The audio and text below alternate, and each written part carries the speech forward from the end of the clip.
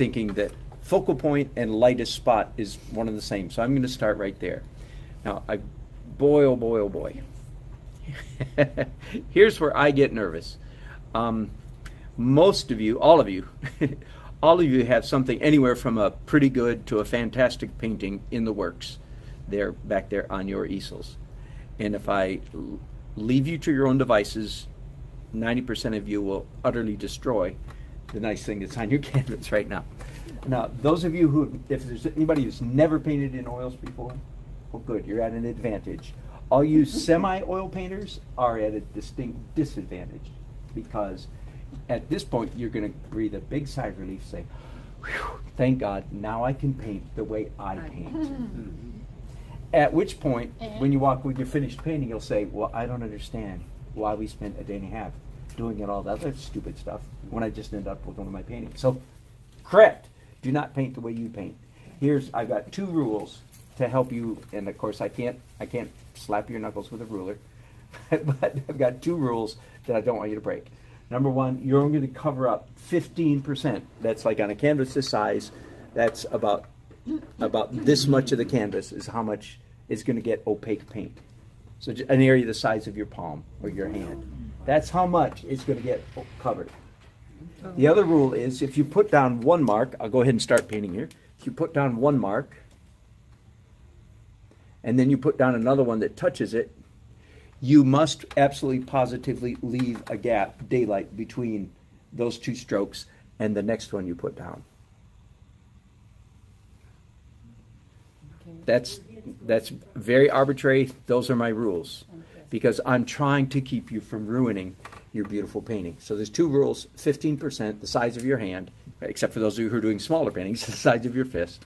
And if you put down 1 mark and then a second mark, you have to leave a gap before you put down the 3rd one. Okay? So I'm going to. So you're going to economize extremely. Right? You're thinking, oh my goodness, I can only cover up the size of my hand. My goodness, what am I going to do? Yeah. Okay. Yeah. Oh, by the way, here's a little safety valve.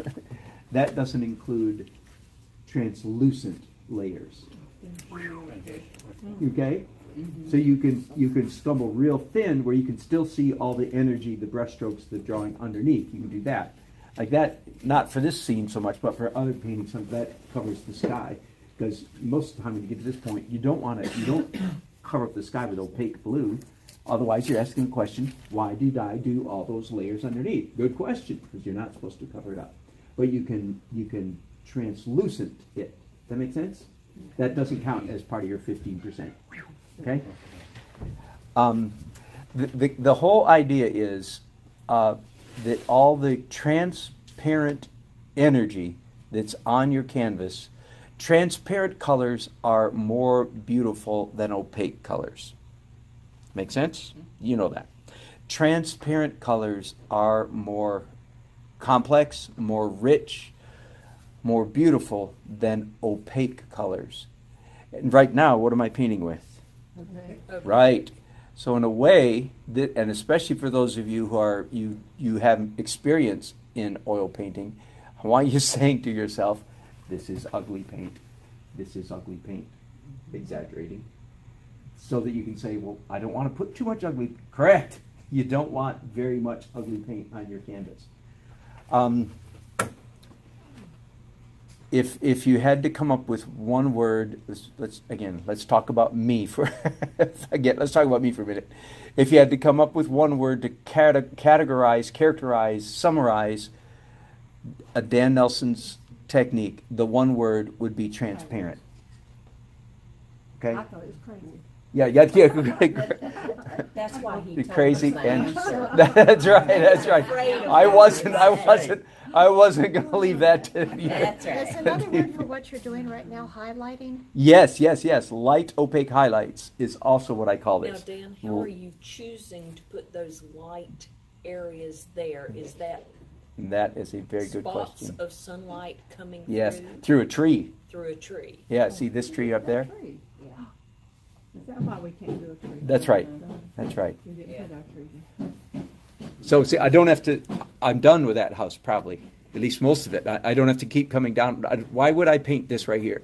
There's no need whatsoever. I like the one in It's- the other it's already- painting because it has a shadow in the Yeah, back. yep. And see, I didn't even, Okay. I didn't go there, didn't think about that with this one. I thought about it too late in the process. It's like, oh yeah, I did that shadow. Nah. That's all right. It works. I'm mixing up a darker orange. You actually have like strokes Yes. here which make boards of the house. Right, the right. side. And I will do a bit of that here. Okay. So now I've just mixed up a darker orange color. So why did I leave that gap there? Well, because I know. I'm practicing what I preach. It's one of those rules. That's one of those rules, exactly. And I know that it'll look cool. In fact, did I tell you the other day, the answer to every question, I have grandchildren living in my house, as I've mentioned. And so it's great fun. And of course they say, Bika, my name is Bika. Bika, why'd you do that, when I'm painting? And I've discovered that it's one answer, the same answer to every question. That's cool. Because I think it looks cool. Because I think it's going to look cool. That's right. Bika, why'd you do that? Because I think it's going to look cool. Bika, why'd you do that? Well, because I think it's going to look cool. Yeah. Like officially, the technically correct use of my technique is we're all done with the darks. But in reality, you hear a little bit here and there. You go, oh, whoops! I wish I had some dark here or there. So you do come back and do dark. Now, when you do dark, this is it's I'm not it's- talking this time. yeah. When you do dark, it's transparent, Transparent. right? Okay. Transparent. Okay. Dark opaque equals mud. And if I got a beautiful, brilliant video on YouTube, just look Dan Nelson, Google, and you go to YouTube, Dan Nelson mud. Not Dan Nelson's name is mud. Not Dan Nelson mud. I have about a 10-minute video that explains that. That is what mud is. It's a dark, opaque color applied to something lighter. It's getting dark with an. So yes, you can come back and add dark lines here and there. Now the idea is that's a mistake, so you try to avoid it. But okay, but there's grace. The goal is to try not to do that. The goal for me is to try not. But there are certainly enough times when that does happen. So with the lights, you started very, very light, then you got a little less Darker. light, Yep, then yep. a little Exactly. less So that's light. sort of the way I'm And going. these are still with While no I've got paints. all this on my brushes, I'm going to go ahead and come up here. So this is a good example of you see how messy